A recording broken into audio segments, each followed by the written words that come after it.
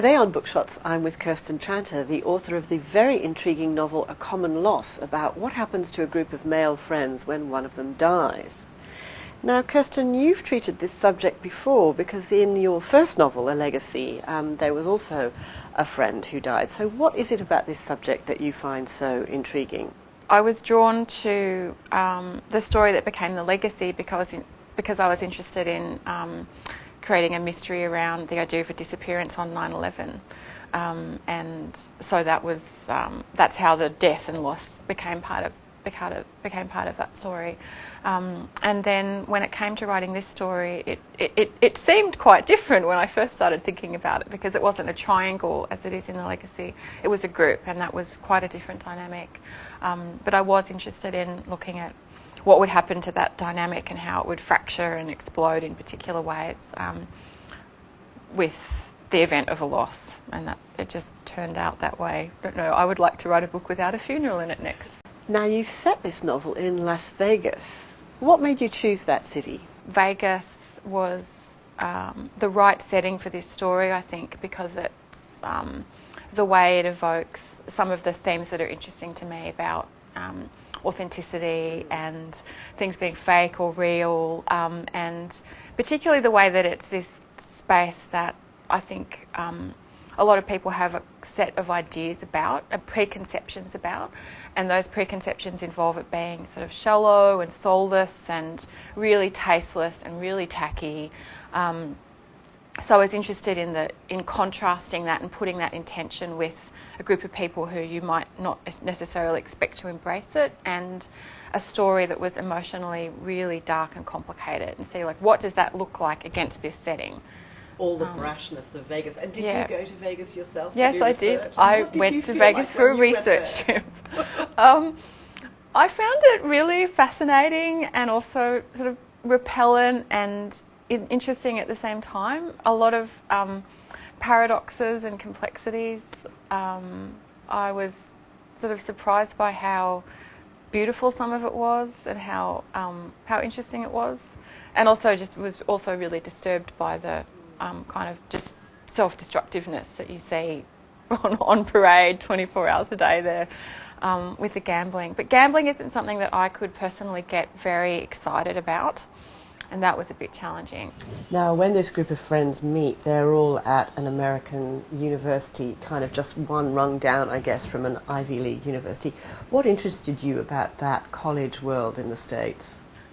There's a number of different sort of residential worlds on those campuses, and yes, there's the frat houses, and one of them, Tallis, does belong to a fraternity house and lives in a fraternity house for a while, and an important part of the story revolves around the kinds of things that happen in those places.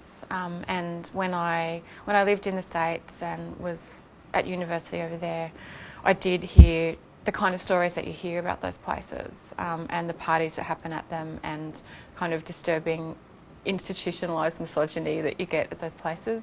It's not all that different from what you find at some of the more privileged upper class residential colleges here in Australia. It's actually not all that different. Saw in the movie The Social Network, that shows that very much. Very well, in fact, when I saw that movie, I thought, that's the party that my friend at Harvard described to me. Oh my God, that's it. Where they bust the girls in. Yeah, that's that world. But then there's these other worlds. So those are the fraternity houses. They're really exclusive. They're hard to get into. They're obviously really expensive. They operate in this network of old school Thai privilege.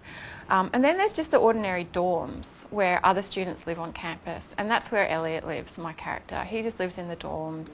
And they're, they have their own party life and social life, and then people live off campus as well. And so when Tallis leaves the fraternity house, he goes and has an apartment on his own, and that's seen as quite sophisticated and independent. So yeah, there is the spectrum of college life. Because I was thinking that sort of a way of describing A Common Loss is that it's a novel about secrets and lies, and that this again echoes with A Legacy, because if you like, in A Legacy, the closed world was the world of the art world, which is semi-opaque. So you can walk into a gallery but you really have no idea about the transactions that are going on behind the economy scenes. of art, yeah. And again, here there's that sense that, you know, you can walk onto university campus, but you have really got no idea what's happening in these little sort of exclusive enclaves that you are talking about. So you are quite interested, aren't you, in the sort of hidden world?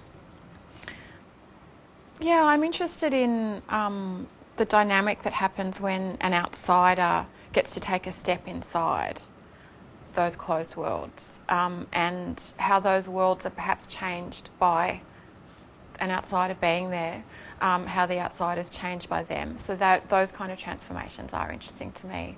And yeah, to reveal the arcane knowledge, I suppose. I mean, I think the secrets that end up coming out of the closet in A Common Loss sort of range all the way, and that was quite deliberate, from the very mundane to the shocking and disturbing and criminal. They don't go as far as, you know, murder. Like I could have gone there when I was thinking about that. I sort of played with that idea, but I didn't go there. So yeah, I think that the idea of revelation is interesting, and yeah, how characters are changed by those revelations. You've made no secret in the past of your admiration for the American writer Donna Tartt and her novel The Secret History. What was it about that book that was so important to you, and something of an inspiration for this book? I think what was so wonderful to me about The Secret History was the way that it writes about friendship with the same kinds of intensity and respect for the passions of friendship as maybe other writers keep back for romantic love. And I think that book's interesting because there is no romantic love story in it. That's not what's interesting about it, but it's about this a bigger, to me, more interesting kind of love, which is the love of this one person for this whole group, and for belonging, and for what this group of friends represents, and for friendship. So that's where that's really at, I think. And it's interesting, isn't it? Because really, when you talk about the group, it is better in a way, as a whole. And the moment you remove Dylan, the one who dies, who's the sort of charismatic figure, who's been the kind of hub of the wheel, they fall apart. You know, they don't like each other that much, do they? That's one of the things that they discover about each other. Yeah, well, there's a lot of contradictions in there. I think on the one hand, they don't like each other, and Elliot's fond of saying, you know, I don't even like them that much anymore, even though they all still like me, he thinks. And on the other hand, he's forced to recognise over the course of the story, I think, that they mean more to him than he realises, that liking them doesn't have much to do with it, that they're part of him, they've formed him. So yeah, liking isn't what it's really about. Thank you very much, Kirsten Tranter. And A Common Loss is a great read, particularly if you like strong plot, plenty of psychological complexity and tension.